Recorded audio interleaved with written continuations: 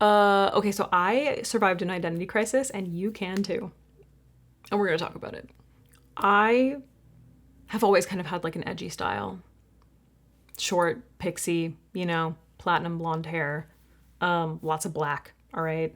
Crazy makeup, lots of jewelry, nails. I slowly started turning into somebody that I really didn't recognize. And the craziest part is that I did it on purpose. I'd always felt like I kind of had like a younger vibe. Like, I don't know, I guess I felt maybe a little more like my vibe was slightly immature. And I started comparing myself to influencers, content creators, people who I was seeing on the internet who just had a much more like adult, elegant, polished kind of look. And I wanted to have that. I wanted to be someone who could, I was gonna say throw my hair into a bun. That's never gonna happen. But put on like a pair of trousers and like an oversized blazer and, loafers or something and just like wander down the street and look like polished but casual. Like I wanted that.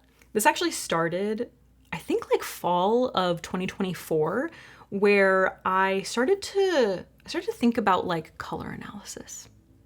Color analysis became huge. I actually had my colors done when I was like 12 or something, 12 or 14, I don't remember, with like a friend and our moms. And I'm spring apparently. Back then it was like only spring, autumn, fall, autumn, winter, and summer. Not like bright spring or anything. Like I don't know. I don't know. I just remember that they told me like instead of black, wear brown, and instead of silver, wear gold. And I remember being so pissed off because I loved black and I loved silver jewelry. Like I hated gold. You weren't gonna catch me dead in gold when I was a kid. Okay, it wasn't gonna happen. I remember being so annoyed by that. But with the conversation around like color analysis happening in like the beauty creator space, I started to think like, I turned 35 and 34, I guess. 34 when this was all happening, I think. And I was just like entering my mid 30s and it was just kind of like a weird place where like you're not really like young, but you're also not old. And I was like, I want people to take me seriously. What is this? Like, what is my mid 30s? What is it? I don't even know. And so I started gravitating towards those colors that I knew were very flattering on my skin tone. For anyone who might have popped in here and you don't know me, I am a pale, warm olive. I'm like maybe slightly towards the neutral because I can get away with like more mauvey colors and like I can wear silver jewelry, but I glow in warm colors. Like I just glow. I glow. And like ivory is my color, like ivory and cream. Like, are you kidding me? Like no one can tell me that I don't glow in ivory and cream. So I started gravitating more towards ivories, creams, browns, and that sort of started to rule my whole wardrobe. And I was looking for clothes that were like in those colors and sort of replacing like my staples, the clothes that were always my staples. And that included a lot of like structured pieces. So like I said, trousers and blazers and like a lot of pieces that were just like a little bit more like oversized. I was also trying to focus on like more natural fibers, so like a lot of cotton. And a lot of the styles were just not super, like a little bit more relaxed or tailored, but not like fitted. And I had pretty much always worn tightly fitted clothing my whole life. At the same time, throughout this process, I was just feeling like a lot of chatter around like my hair. My hair had been short for so long. I think I had had a pixie for like, since 2024, I think is when I cut my pixie. So I've had it for like 12 years. And, I was starting to think like I have difficult hair. It's very fine. It's very flat. It's hard to style, especially like, and my hairline makes it like when my hair is longer, it just makes it like kind of difficult to style. But I was thinking like, I should give it a shot. Like I'll give it a shot. I'll grow my hair out. And there's so many more like tutorials and products these days. So I can like, actually learn how to style my hair. And in addition to that, I also kind of had this feeling like I should figure out a color that I'll be able to wear when I'm older. Because I had this like idea in my head that I wasn't going to be able to be platinum blonde when I'm older. I was like, I need to find something that's going to be richer and warm, and it's going to bring warmth to my skin, and it's going to give me a more youthful look when I'm older. So I decided to try dyeing my hair copper. It was kind of like a darker, more red toned copper. Yeah, and that's where things really started to change. I will say, at first, it felt like I was slowly growing, like I was slowly learning how to mature into my final form. It felt that way at first. What I didn't realize until later was that rather than refining myself, I was actually editing. I was very much editing my style. Important context, during this time, especially in 2025, but for the past couple of years, I had done sort of an intensive,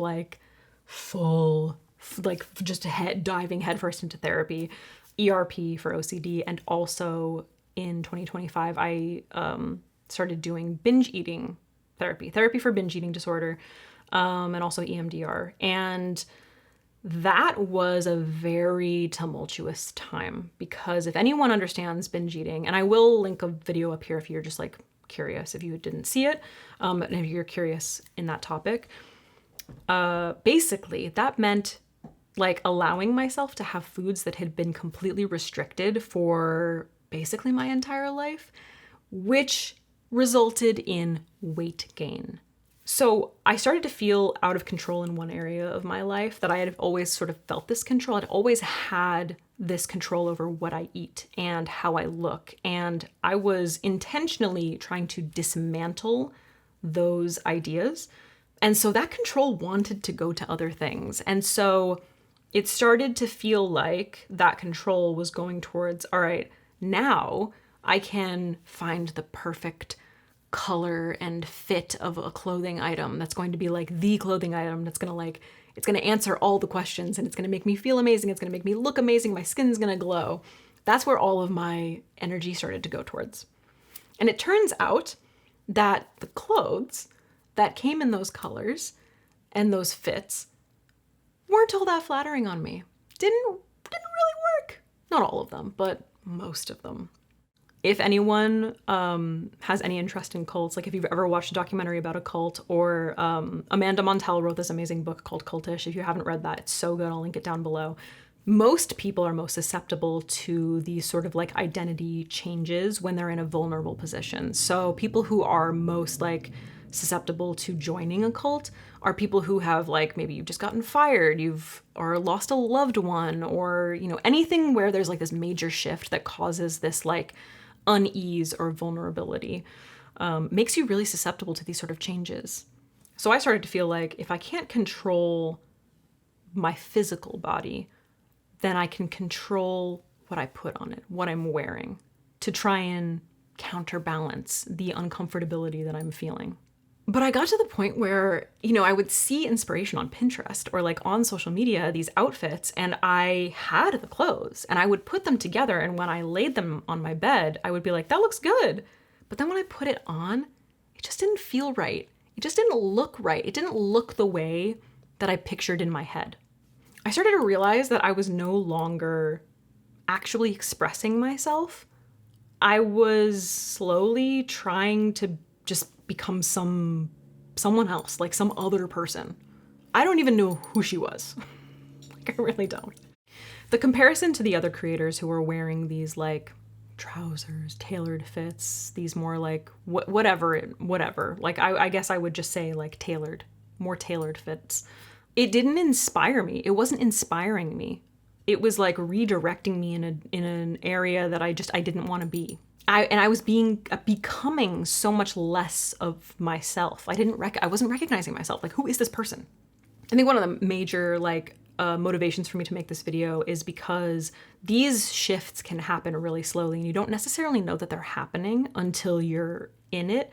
And then I think it can create an even deeper identity crisis, because you've changed so much of yourself, and maybe you've invested a lot of money in a new wardrobe, or dyeing your hair that now you need to keep up.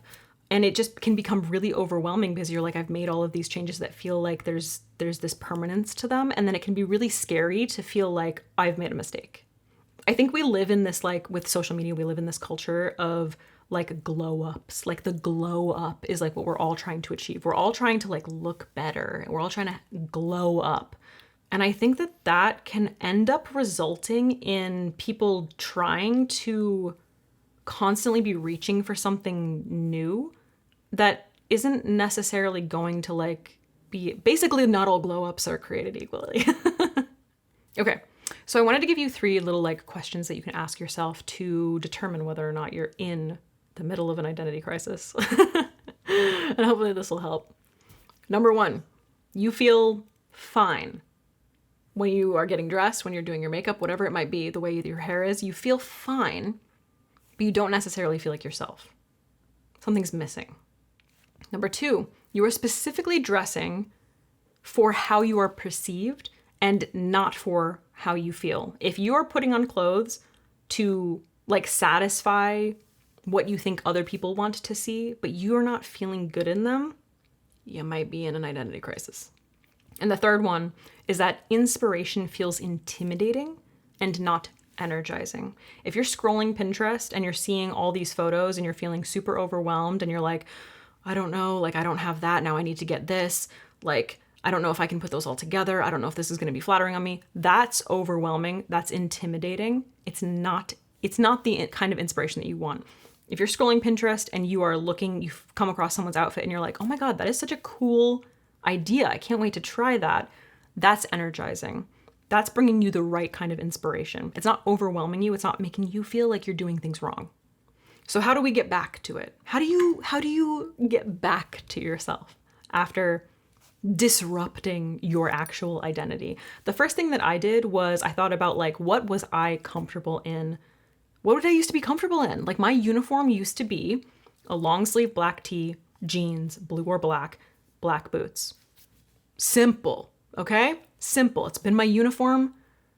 It had been my uniform since like high school, I think. Like that was just like my go-to. If I didn't know what to wear, that's what I was wearing. And it's a perfect staple because then I can play around with fun makeup, cool jewelry, like a cool bag, whether it's like zebra print or maybe I'll use like a fuchsia bag, like for a pop of color, different belts, you know what I mean? Like it's endless, but it's so simple. And what makes you feel comfortable and good? Like what makes you feel confident in it? It doesn't have to be this like overly done, overly thought of outfit that you've put together. Like you don't have to be a stylist. We don't all have to be stylists. If you feel comfortable and confident in it, then that's where you should start. So start bringing back those old pieces that made you feel amazing and focus on the way that they make you feel, not the way that you think you're being perceived. Focus less on image and focus more on feeling. I think a really important thing to consider if you have gone through this is don't feel bad about it. You didn't ruin anything. Like I just spent basically an entire year experimenting with my look. And that's totally fine. Like you are meant to experiment. And now I have such a good idea of what I like, what I want to maintain, what I want to hold on to. Because there are some things, like I still glow in ivory. I'm not going to stop wearing ivory.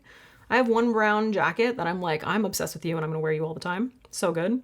But I really know what I don't want. I can tell you right now, I am not growing my hair. This pixie is staying. In fact, I have a haircut in like a week and a half because this shit's a little long for me right now. Like the short hair is me. It's not going anywhere. And I'm definitely not dyeing my hair red again. Like I am going to be platinum blonde for life. That's just me. Okay. So I really learned what I don't want.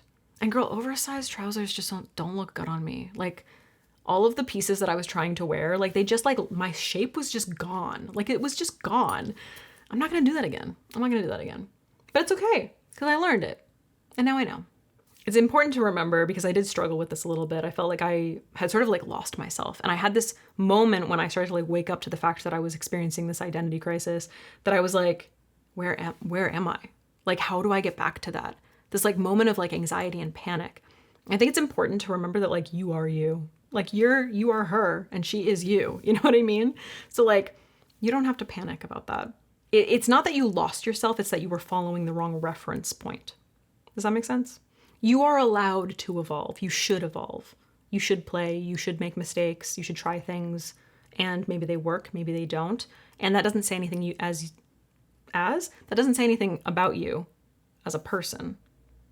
It's just like life. You're trying things. That's important. Thank you so much for watching this video. I hope that this resonated with some of you. If it did, please let me know in the comments down below. I just wanted to share this because obviously you see me and I went through some changes and I'm still going through those changes, and we always are, right? I mean, I think in general, just getting older, you're constantly sort of relearning who you are and reinventing yourself. And things change as we get older. Makeup doesn't necessarily sit in the exact same place, or I can't do my winged liner as high as I once could. So those things are constantly changing. I don't think we should be afraid of that change. I think we should be willing to play with it and experiment. And this is just really a reminder to let you know that, first of all, you're not alone if you feel like you are in kind of a weird in-between place, and becoming a little bit more comfortable with that uncertainty it's just first of all, it's a useful tool to have. And I think that that's something that I've learned a lot in all of the therapy that I've been doing, because I tend to put this pressure on myself to constantly be achieving and constantly be going in a certain direction. Stagnation is really scary for me. And if I feel like I'm going backwards, that's really horrible. And obviously I feel like most people feel that way. But the journey in general, you're not always going to feel like you're most confident, and you're going to have those moments where you feel really low, or you're just not really feeling comfortable at a certain point. And I think finding comfort in the uncomfortability is just a really important skill. And hopefully this video and me saying this just gives you a little bit of reassurance that if you are in that place, it's okay. It's not gonna last forever. So just keep experimenting, keep playing around. And yeah, I don't know, maybe next year I'll have black hair. I'm not gonna do that. I'm never gonna do that. But you know what I mean? We'll keep it open. I'm not gonna do it. It's not gonna happen. I'm not gonna do it. I'm not doing it.